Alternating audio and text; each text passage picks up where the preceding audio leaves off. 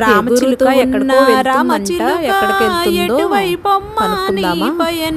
ఎగురుతూ ఉన్న రామచిలుక నీ పయనం, ఆ ఏడు కొండల వెంకటేశ్వరుని చూడడానికి వెళుతున్న రామచిలుక వెంకటేశ్వరుని చూడడానికి ఎక్కడికమ్మా తిరుమల వాసుని కలవడానికి వెళుచున్నా దాటుకుంటూ ఆ కొండల కోనల మధ్యన నేను వెళుచున్నా కొండలు దాటుకుంటూ ఎగురుతున్న రామచిలుక ఎటువైపు కొండల కోనల మధ్యన నేను వెళుచున్నా నీ పయనం, ఆ వెంకటేశ్వరుని చూడడానికి పర్వతాన్ని దాటుకుంటూ వెళుచున్న రామచిలుక పర్వతాన్ని దాటుకుంటూ ఎటువైపమ్మా గోవిందుని కలవడానికి వెళుచున్న పర్వతం మీదుగా శ్రీనివాసుని చూడడానికి